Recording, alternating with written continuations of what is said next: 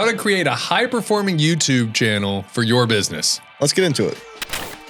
Video Mavericks, the small business video marketing podcast. Presented by Workshop Media. With your hosts, Brett and Jeff, sharing a combined 40 years of video production and marketing experience. Take it away. So YouTube isn't just for big brands.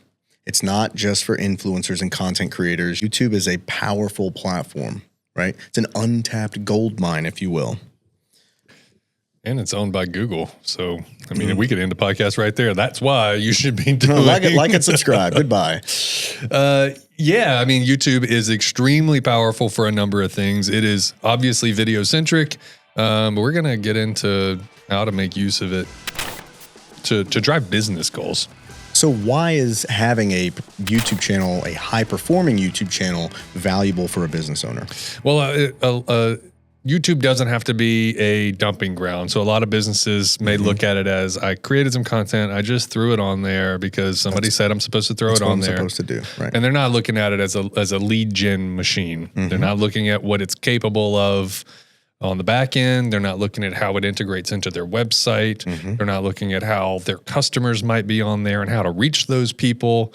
And so YouTube is a tool, and it should not be treated like a bucket that you just dump all your stuff in and then walk away. Yeah, that's where the video lives. That's just where I put it. Yep. Yeah, so we want you to take away that, stop winging it on YouTube. If you're not on there at all, that's great, because then you don't have to kind of reshape it. You could start fresh and start strong, but quit winging it, right? YouTube is a powerhouse, and we're gonna talk about how to start using it as a business building tool and less of a dumping ground, as you said. Because it is. It's like it's a video dump. You just put them all on there.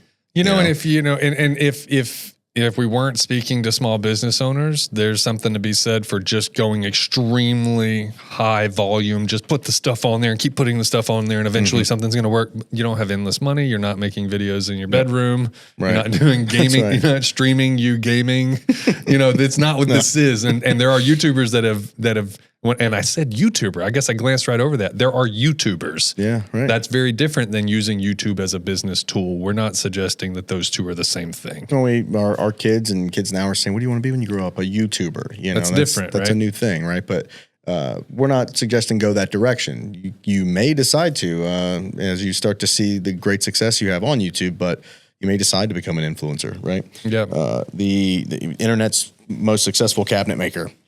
Like and subscribe. Yeah. I mean, there's plenty of folks, you can have that one. There's plenty of really high performing YouTube channels that folks started as either experts in their field or as business owners, and they got traction, and then they slowly converted into. I've watched it on some of the channels that I've been following for years. Someone went from that's a little niche thing that I went to because they had information that I wanted to hear. Yep. And then now it's like, wow, you have millions of followers. I don't know if you knew that was going to happen. You're making more over here now than you are actual business. Yeah. Are you still making the cabinets? Yeah, that's right. That's right. Now I'm making them because you taught me. So why YouTube is the best long-term video platform for business? Well, I said it up top. It's a Google product. It's the second largest search engine in the world, which is so big. That's remarkable to think that people are going to YouTube to get information and not just to get entertainment. And if you don't take anything else away from this, take that away.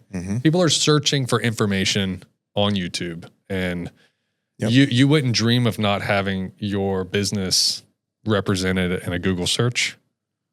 This is just one small tier right below that, right? And a lot of times you'll be served that YouTube content when you search on Google, right? So and because and because those things are married together, the videos are ranking on Google. So if somebody searches something, they're going to find it. It's also going to be there for years. Long-term platform. It's a long-term solution for you. That's exactly right. You keep building on it. You keep growing it, and it keeps growing your business. And the content that you're posting that sticks around, that's evergreen in nature. I guess when we say evergreen, that means it's not dated in any way. It's going to be evergreen in nature. Yeah, it's crazy meta. Wait, no, Google.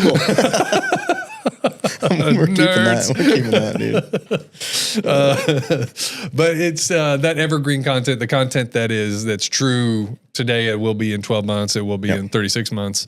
that stuff's still going to be working for you after you've put it up there and done all the back end tagging and things like that. So that's consistent traffic and consistent leads far beyond your initial input. So your ROI, we talk about it all the time, your ROI increases over time. Yep.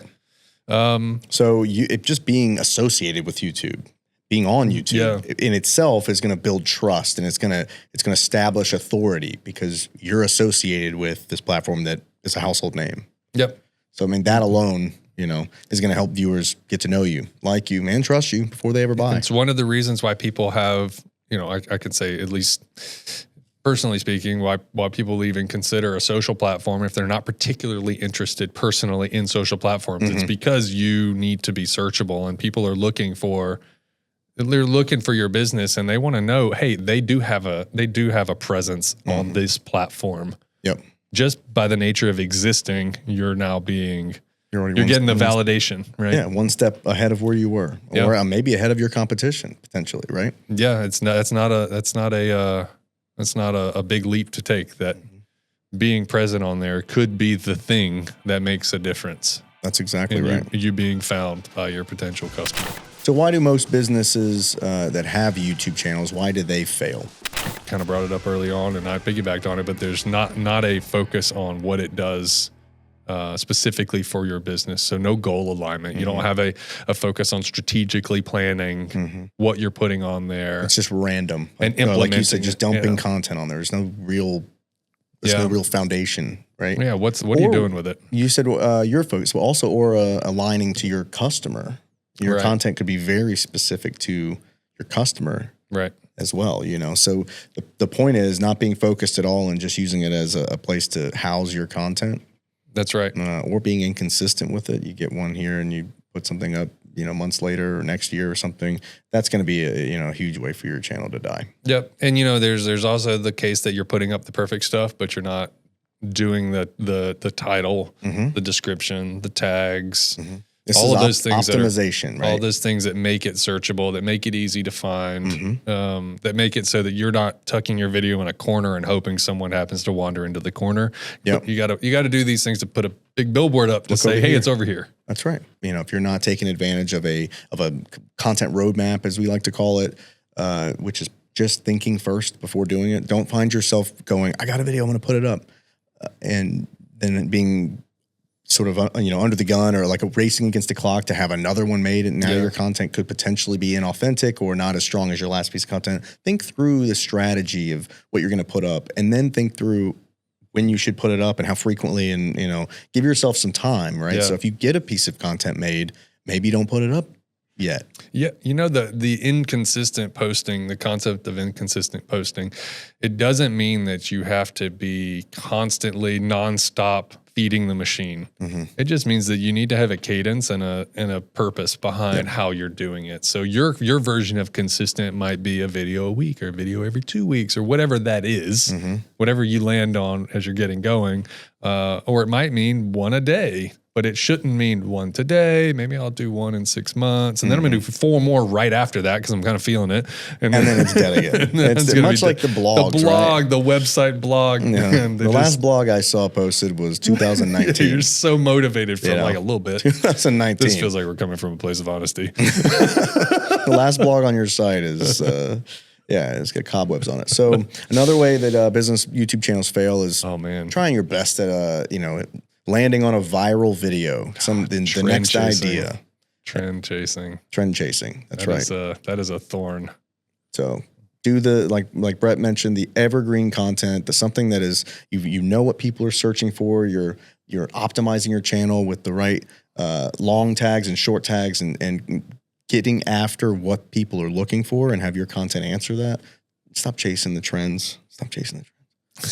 and then not telling folks what to do in the videos. So how are you going to actually attack business goals if you aren't connecting your content to something for your viewer to do? Drive your traffic somewhere. It doesn't mean that you got to say, hey, watch the video, go buy the thing. It could be watch the video and engage with us in a different way. You just got to, you need folks to know what to do next. So a CTA, that's a no-brainer.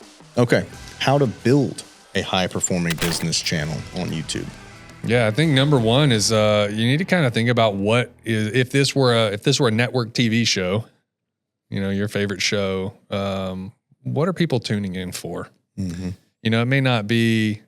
An example might be the line of the Chicago shows. Oh wow! There's like the Chicago They've like taken police over version, the night. Chicago fire. There's all of these different ones, but the theme is the Chicago thing. So if you think about like your YouTube channel, you might have the overarching theme of your channel, and then you have different types of content that you're producing for that channel. Maybe you have your testimonial content that goes on there, and those are thematic and they're getting uploaded in a cadence. And maybe you have your explainer content or your product videos or your how-tos. That's right.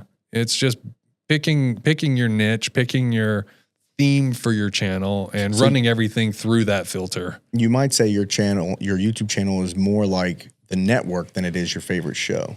Sure. Yeah. So let's say Company X is like the equivalent of Fox or ABC or whatever, and then all of those playlists on YouTube are your shows, the testimonial, whatever. Yeah. These are the how-tos, behind the scenes. This is customer success stories. This is, Sure. Yeah, I think that's even better. It's giving people so that folks, when they come to your channel, they know what to expect. It's not a grab bag of, people want to feel connected to the business, and so some level of predictability is important. And if you're providing an immense amount of value in whatever way that is, they're going to subscribe and be notified when the next thing comes up, and you're going to constantly be in their thoughts, in their feed as the first place in your industry, right? You're the authority in this because you've engaged, you've created content, you've engaged. Your channel can do that for you. So focus on what they're searching for. You've created this niche. You've got some content themes, right? You know what your customer base is searching for, right? Optimize your channel with high-ranking keywords. Build that back end.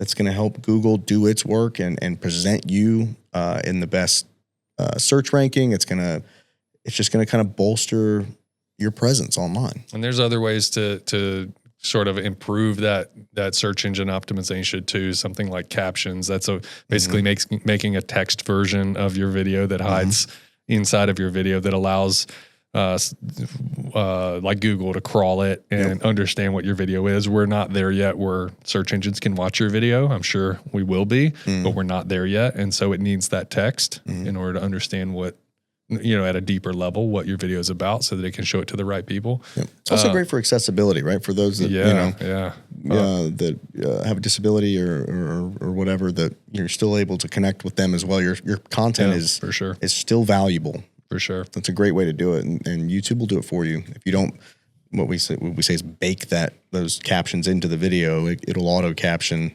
which is just wild. Yeah. To even say that. The computer will do it for you. And then there's like, the thumbnails, which is like the billboard for your videos. This is huge. This is huge for YouTube and how it presents your content. Yeah, don't discount the value of a good thumbnail. Think about the things that you're willing to click on. You don't know what the video's about. You're going to see the thumbnail before you read the title. So the thumbnail needs to stop people. The title needs to convince them. The description needs to maybe give them that extra nudge. And then in that first 5 seconds, you got to keep them around. So it's a journey just to get people into the content. Yeah. Thumbnail's a big deal there. Yep. So have a content strategy. We've talked about this a little bit, and understand what you're giving your audience. Understand what value you're presenting. How are you solving your customers' problems? What is your solution? What is your mission, your vision, your values of your business? What does the future look like for you? What does the future look like for your customer? Think about all these things and how can you add all of that to some sort of content plan? Is it educational videos? Is it kind of story-driven narrative? Are you telling the story of your customer and the success that they've had with your business or with their business because of you? Behind the scenes content. Think about what it is you want to present to your customer. Yeah. How do they fit into their groups? So there will be themes if you give it enough time and enough thought process, you can fit your ideas into these themes. And if they don't fit into a theme, maybe it shouldn't be something that you're doing. Yeah. Maybe think about, should I be putting my energy into something else if it doesn't fit in one of my predetermined strategies? And consistency, right? Consistency is key. Yep. So I think you'd mentioned a little bit ago, it's whatever's going to work for you, but try a video a week. Yeah, that's a reasonable goal. Yeah, just that's going to help you stay top of mind. Yep. That's going to help the algorithm. That doesn't mean you have to record one a week. Just have them, they just need to go up one a week. Right. So you can take that one production day every 2 months if that's what you need to do. Set some time in your calendar, right? Yeah. Like, before the employees get to the shop, like get your videos done, right? Spend some time before, just pick a time in your calendar. I'm going to record 4 to 6 videos at a time and work on them and get them scheduled and at the ready, and they can go out and it's going to keep you from exhausting yourself and burning out on this. Yep. Just being strategic. And if you're working with an agency partner, you should be thinking about that too. They don't need to be coming in necessarily and doing one-offs. That sounds very expensive. They should be saving you money, right? They should be saving you money. You should be producing for a content calendar in a much more efficient way. So with YouTube, they've got a lot of things like cards and things that happen at the end of the video and ways to just, you don't just want views. I feel like it's the vanity metrics. I feel like I talk about it a lot, but that's not the end result here. The end result is action, and you want your viewer to do something. You want them to become a customer. You want them to continue to subscribe to your business, not just your channel, You want them to be loyal to you, a fan of you. Yep. And some sort of CTA, call to action, is extremely important for your content to get them to do the next thing. Yeah, you need to entertain people in order for them to want to consume the content, but entertainment is not the end goal when you're a business using video as a tool. The entertainment is like, look at this. This is something you're excited about and you're watching, but it's kind of blanketing the fact that you're now like, hey, since we're having a great time, dude, you gonna buy now? Yeah, since I got you, I want you to head over here real quick, and you can see that it's the soft sell that we've talked about before. If you're not converting, if you're not thinking about conversions, then you need to think about why you're doing it, because it should ultimately lead to something for you. Otherwise, you're starting to turn into sort of a different mindset. Yeah, and maybe but that's not what you should be doing from a business perspective. Even having a large following, if it's not the type of following that is your customer base, then it's not going to work for you. You can have thousands of people that are connected with your business that are the wrong people. Right. And likes and views are great, but if the CTA is not going to reach them, then you're kind of misaligned in what you're doing. So that goes back all the way back to what's the point of the channel? What are you putting on there? What are you asking people to do? It all needs to be customer focused, and the target audience all along should be front of mind. And eventually, I mean, we're thinking about how to do this for generating leads and quality, potential for quality sales out of this channel. But if you're getting all of these views, this watch time, and these subscribers that aren't potential customers, you're just making good content. You now have the possibility to monetize your channel. Yeah, that's a side quest. I like this. You know what I mean? Like it may not be working for your business, but you've actually become really good at creating content. You're providing value to a larger audience that may not be your customer base, but they are a consumer of your content. Yes. YouTube will pay you for keeping people on their platform. So the way the social platforms work in a nutshell is either you're going to be reaching to your customers directly, or you're amassing an audience. And the value that you're creating and having an audience is now valuable to other people. Right. So if you're not on YouTube buying ads that are going to run on someone's content who's already amassed an audience, then you've got to create the audience yourself. And if you've created the audience, now your audience may be valuable to someone else. That's right. And so when we hear influencers, that's what they're doing. They're creating an audience and they're selling access to their audience for a dollar figure. And what YouTube does when it places ads on those videos is it is selling access to the audience. So to Jeff's point, you may amass a huge following, and in the event that you amass a huge following of the wrong people, you may go, hang on, this is a side quest business opportunity here. You still got an opportunity. I have an audience. But when you're getting started, from a business perspective, as a small business that is using video, you should not necessarily be thinking about growing an audience of random people. Right. You should be hyper targeted at the people who are predisposed to purchase the thing that you're selling, whatever that is. Preach. And cater everything you're doing to them up until the point that your audience outpaces what your current business needs are. And at that time, that's a totally different mindset. And we can talk about that another time. But yeah, I just think it's worth noting. Maybe some of that stuff may not be obvious to people. Well, how do influencers make money? Well, they built an audience, and we're suggesting early on, your audience needs to be specific to what you sell. That's exactly right. So this is how to create a high-performing YouTube channel for your business. This is how to utilize this long-term, this video-centric platform to grow and scale your operation, to speak directly, to connect directly with your target audience, to convert these folks to customers and get them to take action with your business. It is the channel to do it as of right now. All right, so make sure you like, subscribe, and hit that notification bell on YouTube. We're also on Apple Podcasts and Spotify.